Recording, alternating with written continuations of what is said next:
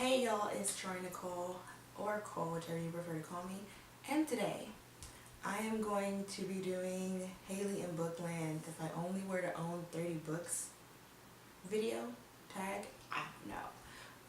I would like to preface this by saying I did watch the Marie Kondo series, and in actuality what she said was not to only have 30 books, but to only keep things in a general sense that spark joy. So if you have a book that enrages you, don't keep it, because why? If you're indifferent to a book, don't keep it. Only keep things that truly bring you joy. So I just wanted to say that, and also if 100 books bring you joy, if 200 books bring you joy, if 2 books bring you joy, then that's how many you keep. There's no set number, so just want to put it out there. Before someone puts under my comments, that's not what she said. I'm still going to do 30 because that's how the video goes. So these are the 30 books I would keep.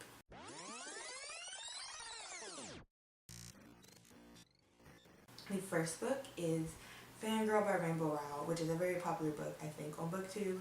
If you don't know what it's about, it is about a girl and her twin sister who go off to college, and her sister wants to step out of her comfort zone and be a more independent person, while our main character, Kat, doesn't want that. She wants to stick to status quo. She's very not in tune to change, and she's a very big homebody.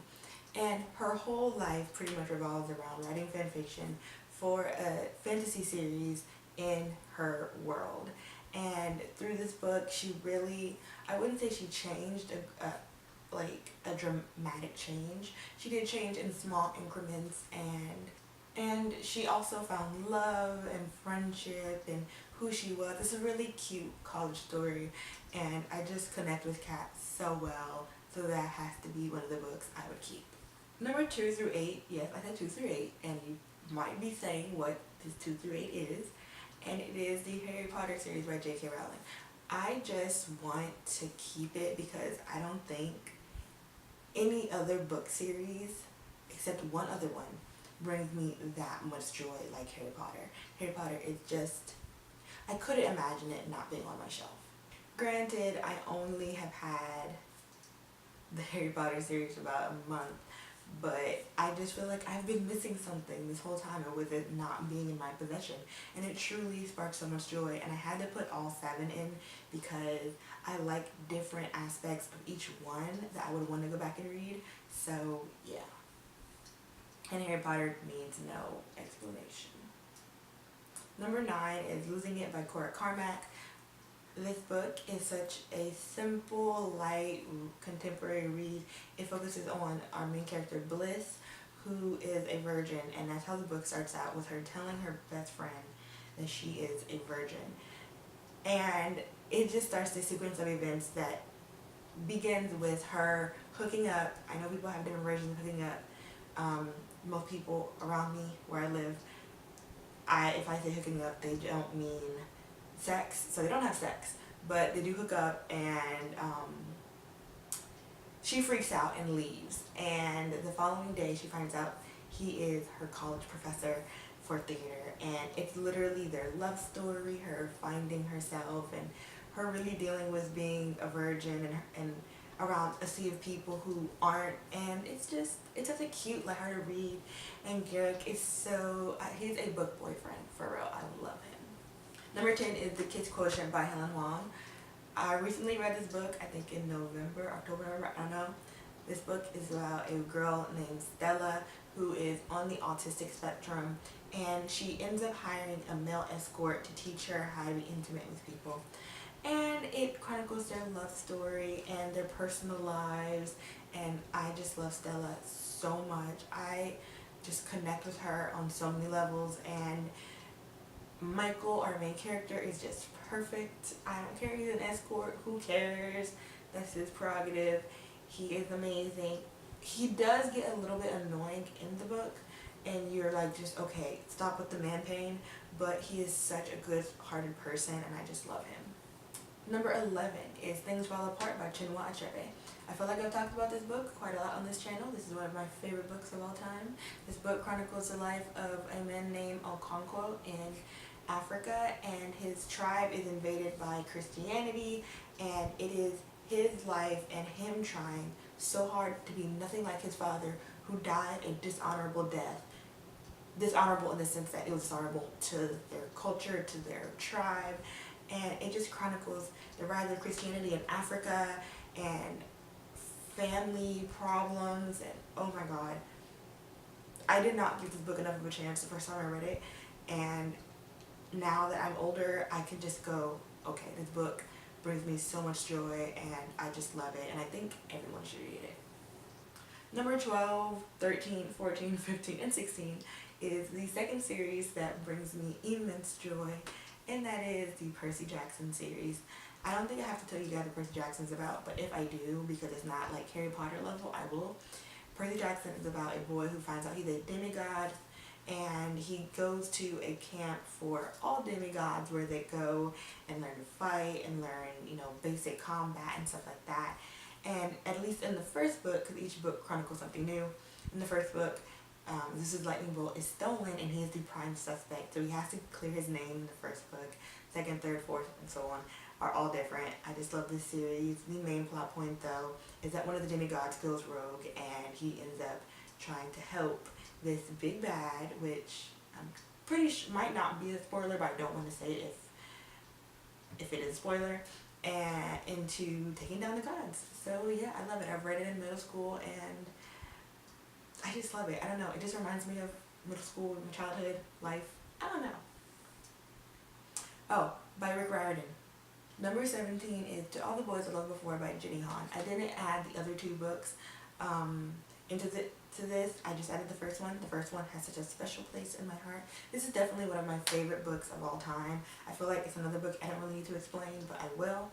To All the Boys I Loved Before is about a girl named Laura Jean, who she writes letters to every boy she's ever loved, but she doesn't send them until one day they get sent out, and she has to deal with the repercussions of these letters getting sent out to 5 boys, and one of them being her first kiss and him being Peter Kavinsky, and they decide to enter a fake relationship to basically fix their problems with their respective others, or not respective others. I don't know. Number 18 is Two-Way Street by Lauren Barnacle. This book was like my favorite book when I was younger, especially in like middle school-ish. And this book chronicles Jordan and Courtney, a recently broken up pair who had already planned a trip to their future college to road trip together. And since they can't just call it off, they end up going. But during that road trip, it comes out that Jordan lied about why he broke up with her, which he says is about meeting someone on MySpace. This book is old. Don't come for me. Meeting someone on MySpace and falling for her, which was not the truth, and that he's actually hiding something very big from her, basically so she won't get hurt. And it just chronicles the fallout, their road trip, and I will say it's not the greatest book in the world. It's not the most well written. It is just such a nostalgic book for me, and it just brings back so many good feelings. So I would just want to have it on my shelf, which I do. So, well, not a shelf, I don't have a shelf. Okay, number 19, Of Mice and Men by John Steinbeck. I feel like everyone knows what Of Mice and Men is about. Of Mice and Men is such a good book. I see so many people downing it on book Twitter. I'm just like, what? I love Of Mice and Men. It is truly just one of those books that, you know, that are typically required reading that I really just completely enjoyed reading. And the movies that have come out are really good as well. So if you don't get into the book, I say watch the movies. The movies, I think there's like multiple movies you can watch, are really good. I feel like I've seen 2 of them. Like 2 different versions. Or maybe I'm stupid and I just seen one. I don't know. And maybe there only is one. I don't know. But this book is just, I just think John Steinbeck is an amazing writer, and I love it so much. And just the themes of friendship and work and life, it's such a good book. I just love it. Number 20 is Macbeth by William Shakespeare. I could not go through this whole list without doing William Shakespeare, because he is legitimately one of my favorite playwrights, if not my favorite playwright ever, which I know is really cliche, but I think Macbeth has to be the best for me. I like a lot of his plays, but Macbeth is hands down my favorite. It was the first William Shakespeare play I've ever seen done live, and it's so good. And if that doesn't get your fancy, it's also a cursed play, so Google that. Super cool. Or maybe I'm just weird. 21 is Easy by Tamara Weber, which is another book I've read recently and I've talked about a lot on this channel. It chronicles a girl who was assaulted at a college party, but she's saved by our main character, and it is her dealing with the aftermath of all these things, of falling in love with our main character, but also seeing her assaultant everywhere on campus. And how she deals with it is so amazing. I think she's such a great character, and she's so strong-willed. And Lucas. Book Boyfriend. 22 is Antigone by Sophocles. This is the aftermath of Oedipus Rex, and if you don't know what Oedipus Rex is, this is not a spoiler. I think everyone knows Oedipus. If not, I'm sorry. This is going to be a spoiler if you want to ever read Oedipus. Oedipus Rex is a man who its fortune is to kill his father and marry his mother. So his actual father, the king of thieves, ends up casting him away to be killed or die, but he ends up being saved and adopted by a new family. And one day he fulfills his prophecy, and Antigone chronicles everything after Oedipus Rex. And Antigone's his daughter was his mother. I know it's weird, and you're probably like, why would you put that on this? Why does that bring you joy? But listen, Oedipus Rex, Antigone are all amazing stories. And I just think it's, I don't know, I just love classic literature, okay? It's so good. 23 is a manga, and I'm gonna butcher this name right now, but it's My Little Monster by Robico. If you ever read this, please tell me. I love this manga so much. It's also an anime. You can watch it. It doesn't chronicle a lot of the manga. Honestly, it stops pretty early on into the manga, but this follows two people who like get thrust into a friendship. Our main girl does not want to be friends with our main guy, but he is insistent, and it chronicles their friendship because they're two complete and total outcasts on the edge of the society, and they just end up having this group of friends that they really didn't want, or at least she didn't really want, and it's just so cute. I love it so much, and I love manga, so I couldn't like list this and not at least list one. So I just listed the first one because, I don't know, I just have a special place in my heart for all first books. Number 24 is actually the only book I have right now, and that is the complete 7 novels of Jane Austen, which is one of those really pretty Barnes & Noble editions. It's over there somewhere. I don't feel like picking it up. I just really wanted to have Jane Austen, and I couldn't pick between Sense and Sensibility and Jane Austen. I couldn't pick between Sense and Sensibility and Pride and Prejudice, so I was just like, hey, I have a book with 7 novels in it, so we're going to choose that one, and it's so gorgeous. I got it for my birthday, and Jane Austen's amazing. 25 is odd, but it's any Clifford the Big Red Dog book. I got into reading because of Clifford the Big Red Dog. I used to be obsessed with the color red. I wanted our room painted red. I wanted our ceiling fan to be red. I wanted our bed to be red. And my dad actually subscribed to a subscription of Clifford the Big Red Dog books, so that was like the first mail I've ever gotten. You can hear more about that in the how I became a reader video, but any Clifford the Big Red Dog book would have to be on my shelf because it makes my heart all warm and fuzzy. 26 is Their Eyes Were Watching God by Zora Neale Hurston. If you've never read this book, if you could not get into it, there is a Halle Berry and Michael Ealy movie based on the book. But the book is so good. The movie is also good. I really do like it. It chronicles our main character who has had kind of a tough life. She was married at one point, but he dies, and she didn't really have a good marriage with him. And this young guy named Tea Cake comes into the picture, and everyone tells her not to be with him, that she'll just come back and look all raggedy after he throws her out and all this stuff. But it chronicles their love story, and just gonna let you know, Zora Neale Hurston books can be a lot. So if you're looking for a happily ever after, don't read it. But it's so good. Zora Neale Hurston is... Okay, so the next book is Where the Sidewalk Ends by Shel Silverstein. And I might have said his last name wrong, But this book is literally one of my favorite poetry books. I'm not big on poetry, but this is probably my favorite poetry book to ever exist. It's one of those childhood books that just warms me up inside. So yeah, it's a collection of really childish poems, and I love it. It makes me feel like a kid. 28 is Becoming by Michelle Obama, and that's just a biography, and it chronicles her life from a child to after a little bit after presidency, or when the presidency ends. And I don't really know what to say about it except that it's amazing, and Michelle Obama, like, come on.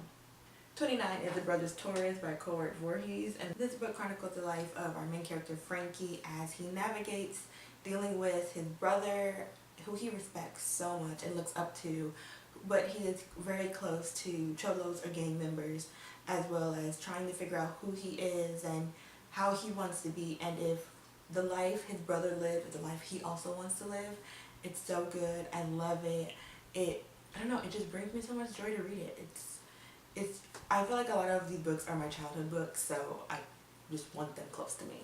And 30 is a book series that I grew up reading, literally, and this is Dear Dumb Diary, Let's Pretend This Never Happened by Jim Benton. That's one of the books, but there's like a whole series of them. I just recently found out there was actually a movie. I had no idea. I don't want to watch it at all.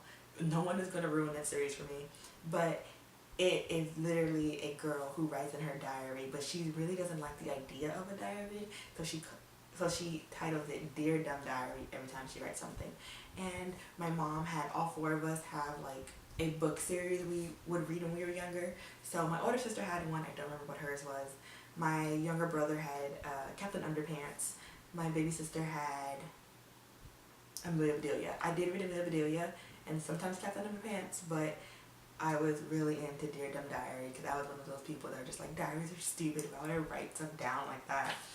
And yeah, I just have so many of these as my like childhood books because I don't know, it's just like that nostalgic warm feeling, I guess. Does anyone know what I'm talking about, or do I sound weird?